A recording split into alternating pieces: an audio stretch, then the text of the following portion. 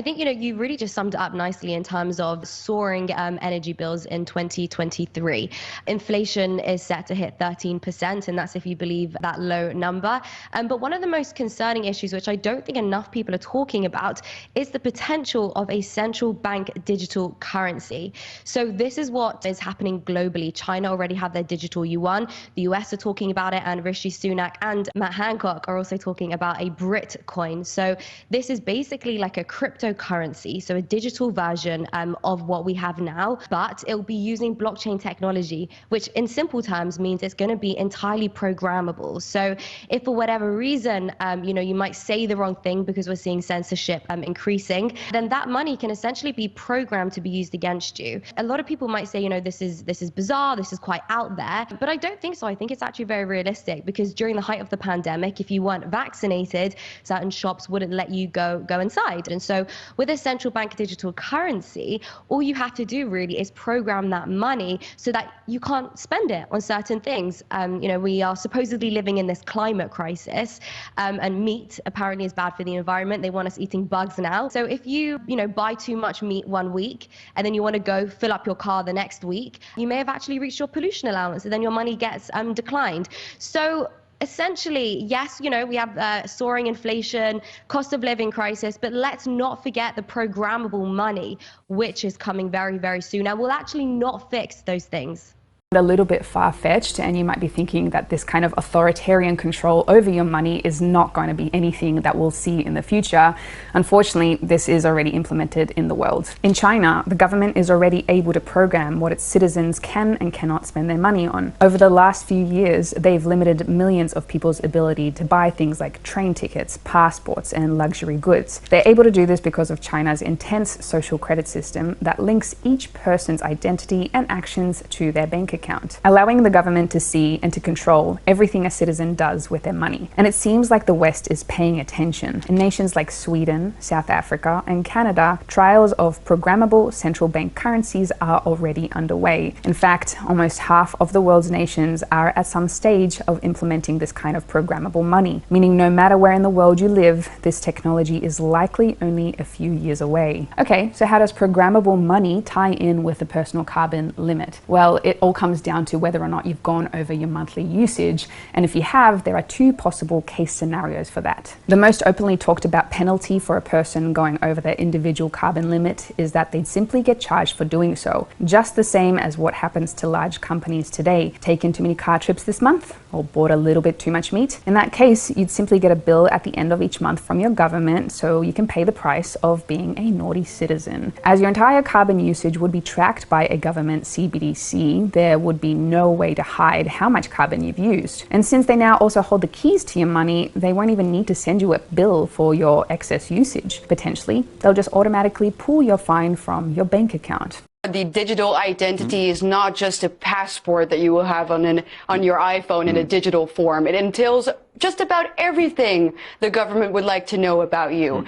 And yesterday in the Dutch media, we saw a perfect example of what it could entail in the near future. We had the CEO of one of the largest Dutch banks say, "Why don't we start with a personal carbon credit?" Oh. A carbon wallet, she called it, actually. Yeah. So right in line with the plans that the World Economic Forum people have for us. And she said it in a way that was particularly funny. She said, well, if everyone gets an individual personal carbon credit, why don't we make it so that rich people who, for example, want to go on holiday a little too often can buy personal carbon credit from other people who, for example, can't afford buying plane tickets or eating meat too often. So we can that way swap it out. Oh, so if Bill Gates or Leonardo DiCaprio's carbon footprint is getting a bit too big, then some peasant living in his hovel up country somewhere can sell his, and he can't afford to go to Saint-Tropez, but he'll be able to sell his carbon allowance to Leonardo DiCaprio so Leonardo can park his yacht in Saint-Tropez for a couple of extra days. Exactly right. That's it. So what will happen is the rich will get richer, the poor will get poorer, and they're saying it openly as if it's not a controversial thing at all. It's neo-feudalism. That's what it is. And they don't mind. You know, it's just, yeah, okay.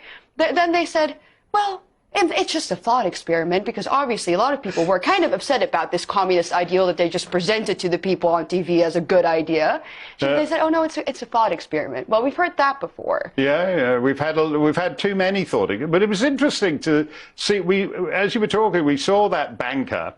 She was being interviewed on a Dutch radio show, and she got a little too relaxed, and actually, as they say in America, said the quiet part out loud. You're not actually meant to.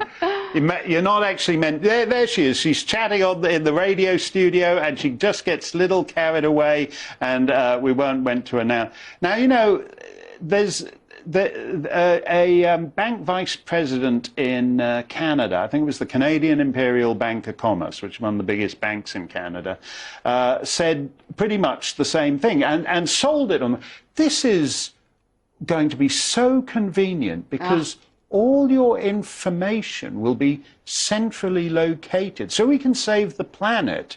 We're just going to keep track of how many miles you do in your car, whether you've taken one too many vacations in the Greek islands, if you're eating too many cheeseburgers. It'll all be centrally located, and that will make it all the more convenient for you. Yeah, and they're being honest, so they're exposing their true agenda, because obviously the best way to get to a modern person's heart is to say that it's convenient for them. So yes, you won't have to carry all your different papers and your passports, but the downside of it is, and I hope that people will start to see this, that the government can shut you down. So you know, if you want to buy a burger, red screen, no Mark, not for you. That flight, not for you.